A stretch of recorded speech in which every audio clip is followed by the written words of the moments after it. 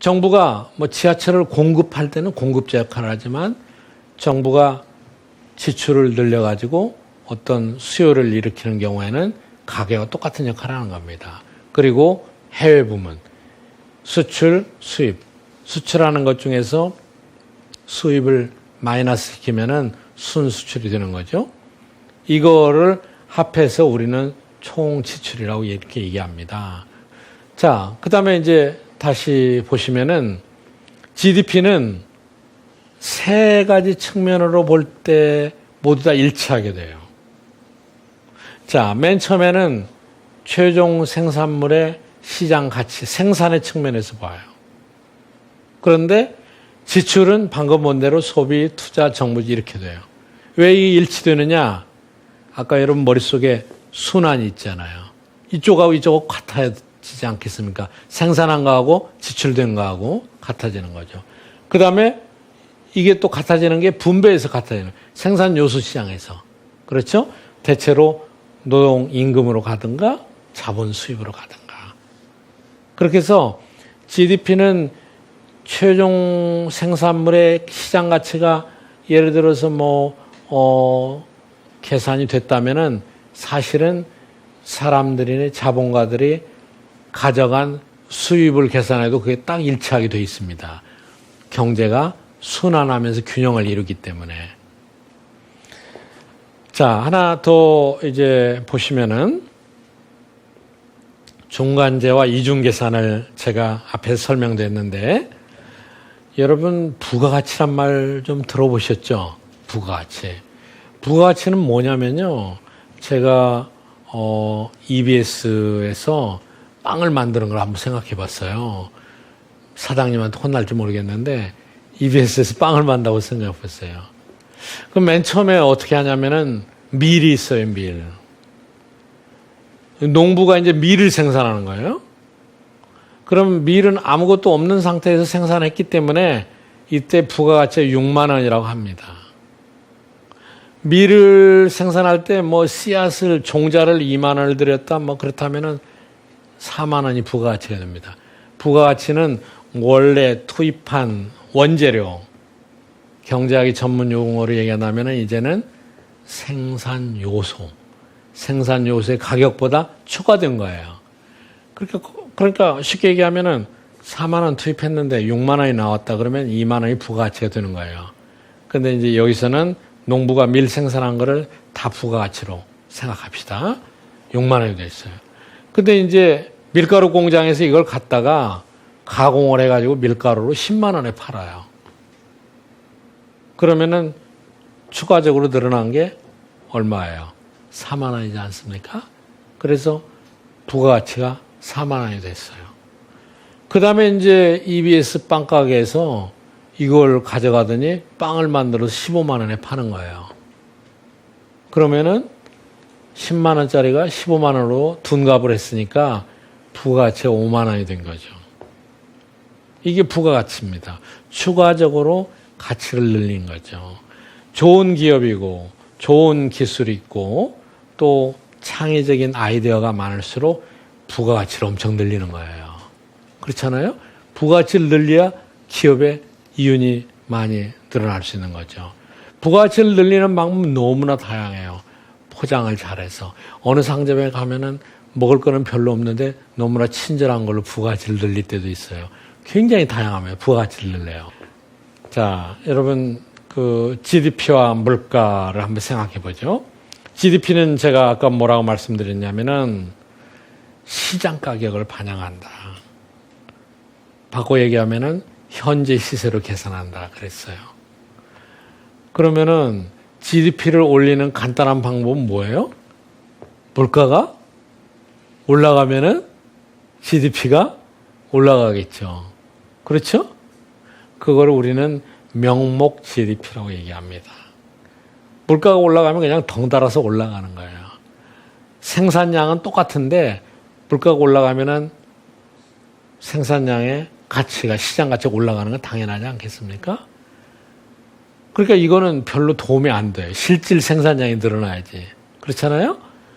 그래서 우리가 실질 GDP라는 걸 계산하는데 물가 상승분을 일단 제거를 합니다. 그리고 경제 성장률을 계산할 때는 실질 GDP 기준이에요. 그러니까는 어떤 분들은 우리 경제학 특강을 안 들으신 분들은 어떻게 얘기를 하시냐면요. 정부가 경제 성장률이 몇 프로다라고 발표하면은 그건 뭐 무슨 소용이 있어? 다 물가가 올라간 건데 이렇게 얘기하거든요. 지금부터 여러분은 그런 얘기 하시면 안 돼요. 경제 성장률에는 물가 인상분이 다 빠져 있습니다. 이제 GDP 계산하는 거 여러분 확실히 알으셨죠? 그럼 GDP가 올라가면은 GDP가 증가하면은 사람들은 정말 잘 살게 되는 거냐? 여러분 어때요? 우리가 GDP를 계산하면은요, 최종 생산물의 시장 가치라고 그랬어요. 이거를 계산해서 환율로 나누면은 달러 GDP가 돼요. 그리고 그거를 인구수로 나누면은 1인당 GDP가 돼요. 1964년에 대한민국의 1인당 국민소득 GDP가 100달러였어요, 100달러. 1년에 2만 원. 1년에. 우리 선배들은 그런 세계에서 사셨어요. 너무나 낮았죠. 지금 많이 늘어났죠. 2만 불, 3만 불 육박하는데 시장 가치를 다 합해가지고 환율로 나눠요. 그리고 환율이 올라가면은 GDP가 떨어집니다. 그렇잖아요? 환율 올라가면은. 자, 그러면은 GDP가 올라가면은 사람들의 후생이 늘어나느냐? 반드시 항상 그렇지는 않다. 왜 안 그러느냐? 지금 이미 GDP를 우리가 설명하는 정의에서 다 답이 나왔어요. GDP는 뭐라고 얘기했습니까? 일정 기간, 최종 생산물, 시장. 마지막을 여러분 유의해서 볼 필요가 있어요. 시장 가치로 평가한 것이기 때문에 시장 가치로 평가가 안 된 거는 GDP 계산에 들어가질 않아요. 그러니까는 김치를 여러분이 사셔서 드시면은 시장에서 사시잖아요. 그럼 GDP에 포함이 됩니다. 근데 김치를 집에서 담궈 드시면은 GDP에는 계산이 안 돼요. 비시장 활동은 GDP에 들어가지 않습니다. 또 GDP가 증가되려면은 어떤 현상들이 일어나느냐? 공장을 세우고 생산을 많이 해야 돼요. 그렇죠? 환경이 오염될 수도 있어요. 그런 것들은 가만히 안 됩니다. 사람들의 생활의 질, 라이프 퀄리티 이런 거하고는 관계가 항상 없다는 게 아니라 적을 수도 있습니다. 그런데 그렇다고 해서 그럼 GDP 그거 아무것도 아니다 이렇게 생각할 수 있는데 그렇지는 않습니다. GDP가 가장 중요한 것은 경제활동의 수준과 추세를 반영해요. 지금 어떻게 가고 있는가 그걸 분명히 우리가 알 수 있어요. 경제지표 중에서 숲을 볼 때 가장 중요한 지표가 GDP가 되는 겁니다. GDP가 이런 약점이 있기 때문에 GDP를 여러 관점에서 평가철하하는 경우도 있습니다. 예를 들자면은 여름철에 여러분 모기 때문에 가끔 고생하시죠? 모기가 있는 나라하고 모기가 없는 나라를 생각해 보면은 모기가 있어서 모기를 방지하기 위한 지출을 많이 하시는 거예요. 모기장도 사고 모기 약도 사고 그러면은 시장에서 이게 다 거래가 되죠. 그렇기 때문에 이건 GDP가 올라갑니다. 그러나 모기가 아예 없으면은 이런 거는 필요가 없으니까 시장 거래가 없죠. 그러니까 생활의 질은 시장에서 이거 안 사고 모기 없는 데가 낫겠죠. 그렇습니다. 주부의 노동도 마찬가지예요. 어머니, 할머님 얼마나 집에서 열심히 일하십니까? 그런데 주부의 노동은 시장에서 거래되지 않기 때문에 여기에 평가해서 들어가질 않습니다. 그래 GDP가 큰 경제가 되려면은 시장화가 많은 것들이 시장에서 거래되면은 자연스럽게 시장에서 거래되는 게 많기 때문에 GDP가 올라가게 돼 있습니다. GDP를 아주 비판적으로 보는 사람은 GDP의 P의 약자가 프로덕트, 생산물이 아니라 폴루션이다. 이렇게 비난하는 사람도 있습니다.